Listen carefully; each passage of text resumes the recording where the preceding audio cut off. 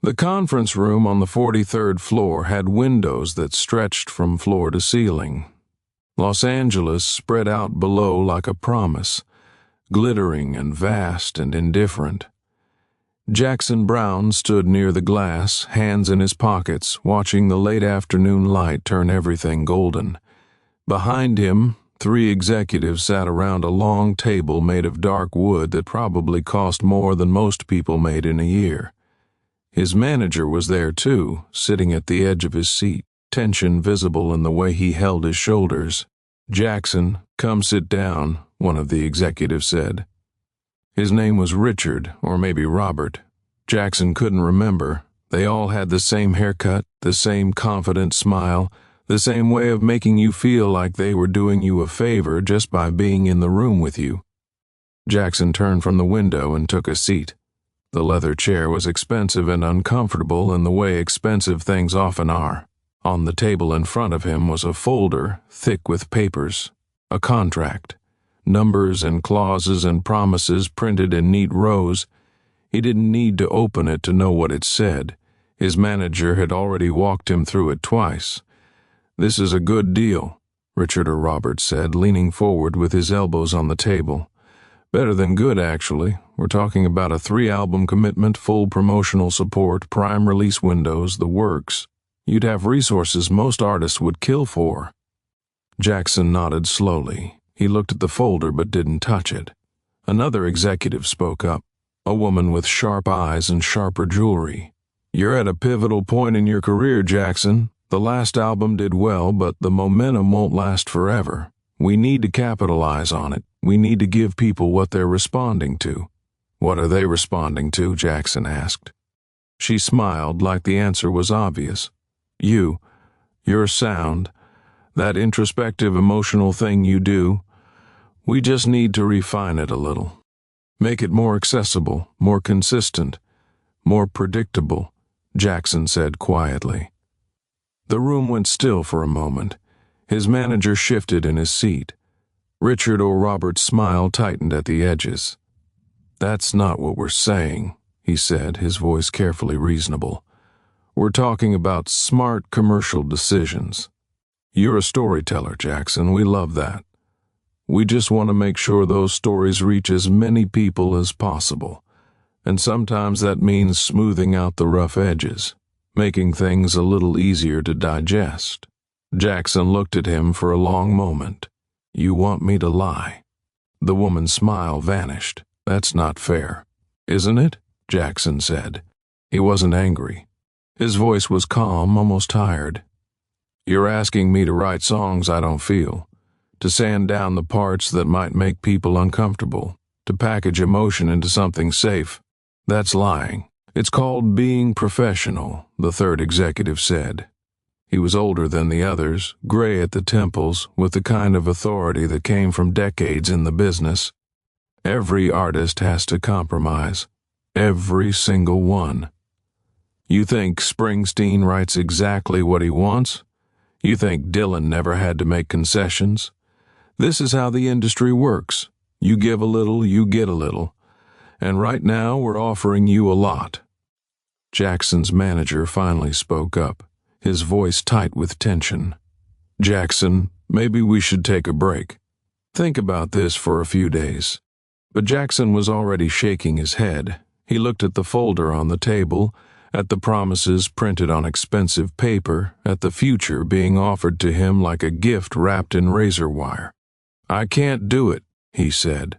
The older executive leaned back in his chair, studying Jackson with eyes that had seen 1,000 negotiations, 1,000 artists who thought they were different until they realized they weren't.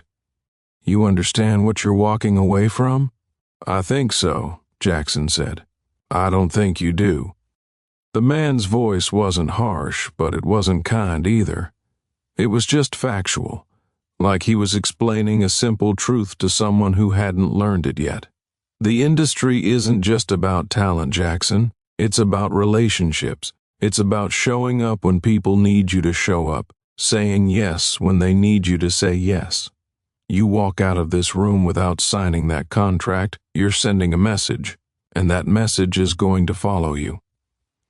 Jackson stood up. His legs felt heavy, like his body knew what his mind was deciding and was trying to stop him. I appreciate the offer, I really do. But I can't write songs I don't believe in, and I won't put my name on something that isn't true. Then you're a fool, the older executive said, not with anger, just with certainty. Jackson didn't argue. He looked at his manager, who wouldn't meet his eyes, and then he walked out of the room. The door closed behind him with a soft, final sound. The hallway was empty and bright and cold. He found the elevator and pressed the button and waited. His heart was beating fast, not with fear or excitement, but with the simple, exhausting awareness that he had just changed the course of his life and there was no taking it back. The consequences didn't come all at once. They came slowly, like water wearing away stone. At first, everything seemed fine. He finished the album he was working on, and it was good, honest, raw in the places it needed to be raw, gentle in the places it needed to be gentle. But when it came time for the release, things felt different. The promotional campaign was smaller than expected. The interviews were fewer. Radio stations didn't push the singles with the same energy they had before.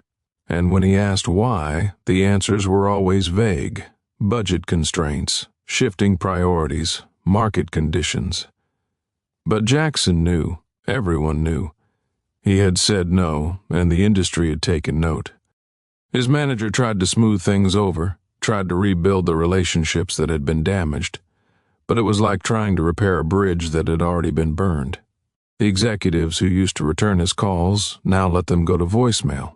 The producers who used to seek him out now had scheduling conflicts. The opportunities that used to come easily now required twice the effort for half the result. And through it all, Jackson kept writing, because that was the only thing he knew how to do. He wrote songs about what it felt like to be on the outside looking in. Songs about the cost of honesty in a world that rewarded convenience. Songs about loneliness and doubt and the small, stubborn refusal to become something you're not. And people listened. Not as many as before, not enough to make the charts or fill the arenas, but enough to matter, enough to remind him why he had walked out of that conference room in the first place. There was a man named David who worked at a radio station in Colorado. He had been playing Jackson's music for years, even when the station management told him to focus on the hits, the safe choices, the songs that tested well with audiences. But David kept playing Jackson's new album anyway, late at night when fewer people were listening, when the rules were a little more relaxed. And one night, he got a call. A woman on the other end of the line, her voice shaking. She had been sitting in her car in a parking lot trying to decide if she wanted to go home or just keep driving and never come back. And then she heard one of Jackson's songs. And something in it made her stay. Made her call the station just to say thank you. David told Jackson about that call years later at a small venue in Denver where Jackson was playing to a half-full room.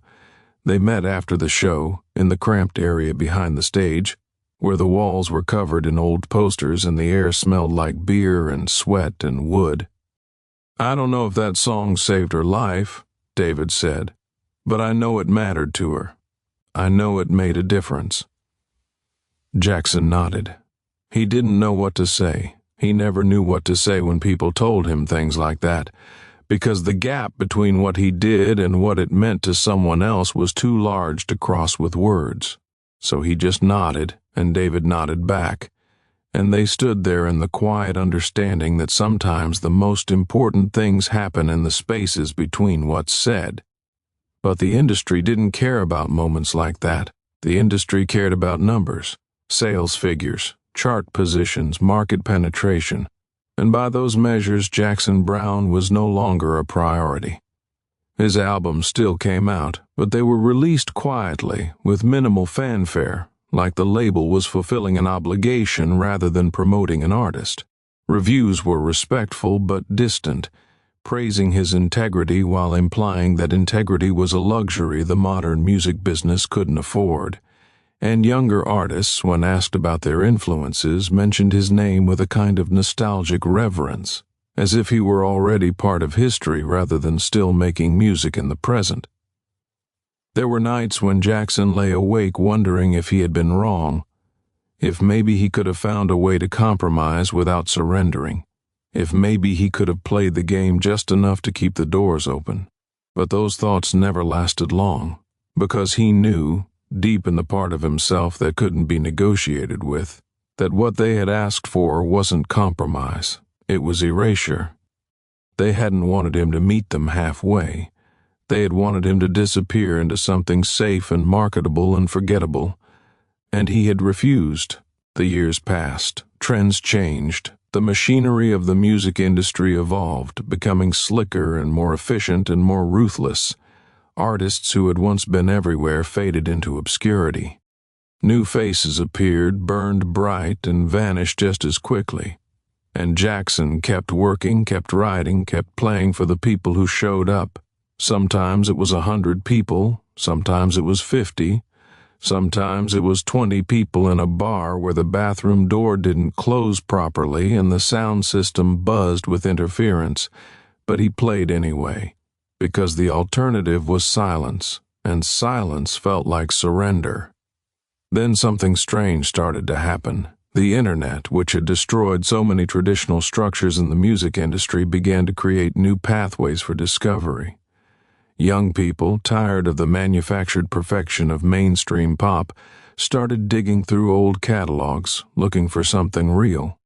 And they found Jackson Browne, not because he was marketed to them, not because some algorithm pushed him into their feed, but because someone they trusted, someone whose taste they respected, had said, "Listen to this. It's different. It's honest." A college student in Portland made a playlist and put one of Jackson's songs on it. A teacher in Atlanta played an album for her class when they were studying poetry and emotion. A programmer in Austin listened to Jackson's music while working late at night, and then recommended it to a friend who recommended it to another friend who wrote about it in a blog that 300 people read. And slowly, quietly, like roots spreading underground, Jackson's music found its way to people who needed it. There was a young woman named Sarah who discovered Jackson's music during the worst year of her life. Her father had died. Her relationship had ended. She had moved to a new city where she didn't know anyone, and every day felt like walking through fog. She found one of Jackson's albums in a used record store, bought it on impulse because the cover looked sad and she felt sad, and sometimes that's enough. She played it that night in her tiny apartment with the broken heater and the neighbor who played the television too loud, and something in the songs made her feel less alone. Not happy, not fixed, just less alone, and sometimes that's enough to keep going. She wrote Jackson a letter, not an email, an actual letter on paper in an envelope with a stamp.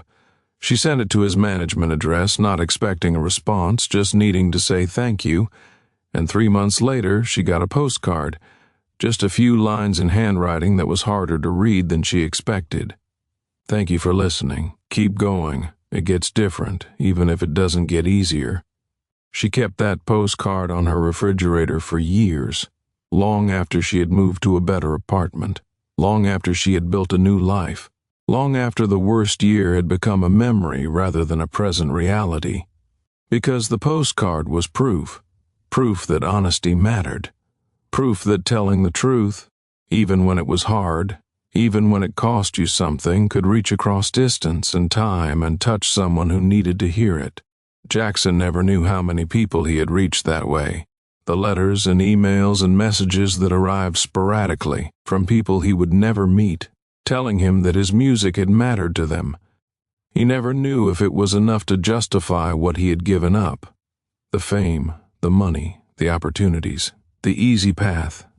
He just knew that he had made a choice, and he had lived with it, and there was a strange, quiet dignity in that. There was a night, late in his career, when he played a small theater in a town whose name he couldn't remember. The venue was old, with velvet seats that smelled like dust and acoustics that had been perfect once and were still good enough. He stood on stage with just a guitar and a microphone and played songs he had written decades ago alongside songs he had written that morning. The audience was small, maybe 200 people, maybe less, but they were really there, not looking at their phones, not talking to each other, just listening. Halfway through the set, he played a song he had written after walking out of that conference room all those years ago. A song about the cost of honesty, about choosing to be small and real rather than large and fake, about the strange, aching loneliness of standing by a decision even when no one else understands it. He hadn't played it in years. It was too raw, too personal. But that night, for reasons he couldn't explain, it felt right. When the song ended, there was silence.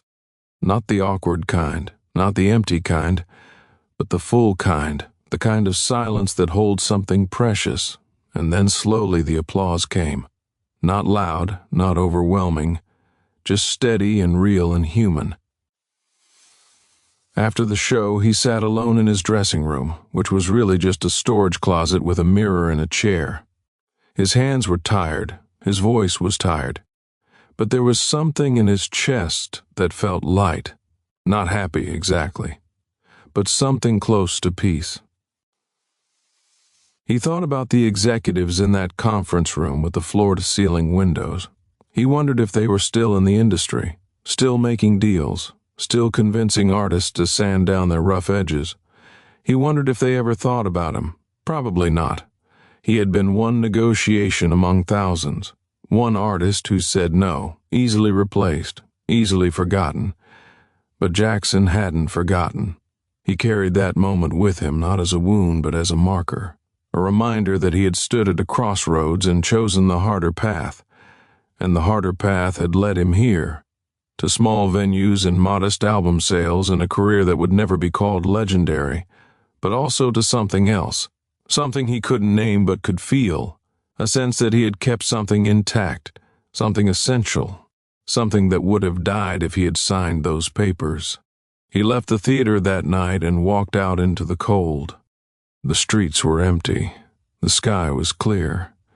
Somewhere far away, someone was listening to one of his songs for the first time. Someone was feeling less alone because he had chosen honesty over fame. He would never meet that person. He would never know their name. But they were there. And that was enough. Because in the end, fame is loud and bright and temporary. It burns hot and then it burns out, leaving nothing but ash and the faint memory of heat. But honesty is different. Honesty is quiet, slow, patient. It doesn't demand attention. It doesn't ask for applause. It just exists, waiting for the people who need it to find it. And when they do, it gives them something that fame never could. It gives them the truth. And the truth, however painful, however inconvenient, is the only thing that lasts. Jackson Browne chose honesty over fame. And the industry quietly turned against him. They didn't announce it. They didn't make a show of it. They just closed doors, stopped returning calls, moved on to easier investments. And Jackson lived with that. He lived with the smaller crowds and the smaller budgets and the knowledge that he would never be what he could have been if he had just been willing to lie a little. But he also lived with something else. The knowledge that every song he wrote was true, that every word he sang was his own, that he had never traded his voice for someone else's vision of who he should be.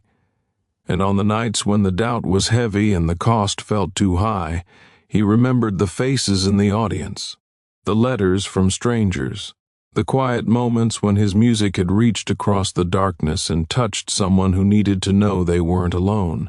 And in those moments, he knew.